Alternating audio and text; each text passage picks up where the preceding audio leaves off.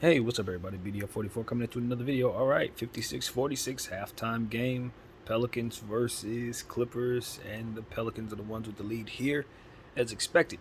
Um, Bi is just killing 18 points. He's doing whatever he wants out there, scoring at absolute will, efficiency personified. I don't think he's missed but one shot. He's just been phenomenal. Jump shots, mid range, driving into the teeth of the defense, all of it. Anything he wants, he's getting as expected since there's no Paul George out there. Um, Saw some great stuff out of just about everybody on the Pels team, really. As a team, they're playing great team defense. And I've just been really impressed with the lineups that Willie Green has put on the floor, the type of length that he gave himself, and then the roster that they put together just as a whole. David Griffin and those guys, got to give them credit. You just look down there, you see a lineup where they had C.J. McCollum, Jonas Valanciunas, Brandon Ingram, Herb Jones, and Jackson Hayes. And the length that they provide themselves with that lineup is practically unguardable. It's like a death lineup, really.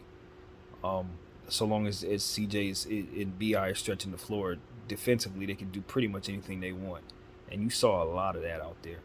Um, Alvarado came in, hit some big shots, and really captured momentum. I really like how he attacks momentum and with that slide, a move that he has at the end of offensive scores where he'll hide in a corner and then try to steal the ball on the inbound. I think that's just a brilliant play that he always uses at the right time and gives you a healthy dose of it each and every game. So you have to be aware of that in the second half and throughout these playoffs if this team continues to advance, because he's going to pull that out when you least expect it. And dangerous he is, extremely dangerous. Um, Najee Marshall gave them some good minutes as well. On the Clipper side of things, you saw some good things out of Morris, Covington. And I think the bigs are doing a good job. I think Zubats has done a really good job trying to stand and hold his ground against a tough Valanciunas. Larry Nance Jr. has been fantastic in this first half for the Pelicans. Got to give him all the credit in the world for coming in and playing big on the offensive glass, just doing things that help his team.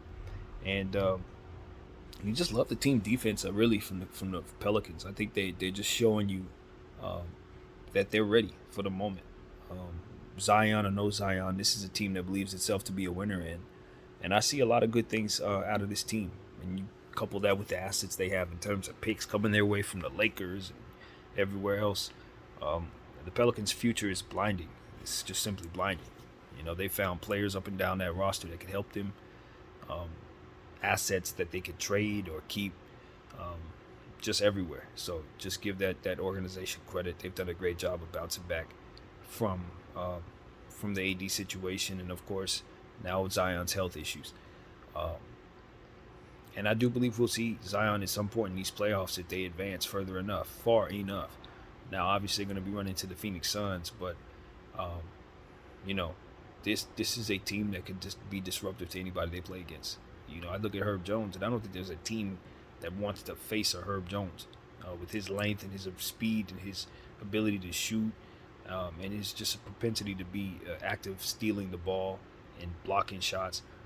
Um, this is like a spider on the basketball floor, and you couple that with the help that he has with all that length and all the size that they have all over the roster, and the shooting that they picked up now with C.J. McCollum, who could just immediately come in and close for them, which is something they already had in the form of Bi. I mean, this is a very talented basketball club, and they've made it so that their roster makes a lot more sense after some of the trades they made at the deadline.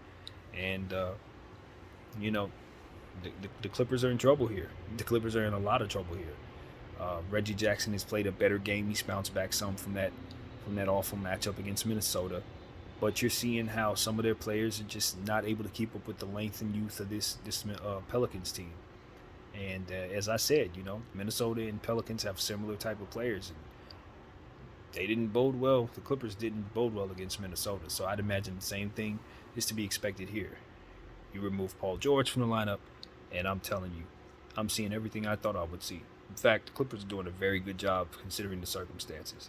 So, hey, we thought we knew what was going on at halftime in the previous game with Cleveland having a 10-point lead at the half, and then Trae Young did heroics and won that game. So I'm not going to assume I know anything what's happening right now, but what I will say is it's looking very good for the New Orleans Pelicans in terms of making the playoffs and landing an opportunity to play against the Phoenix Suns. So we'll see what happens in the second half, man. And I'll get back to you guys as I always do. My name is BDF44. Thank you all for watching. I'm out.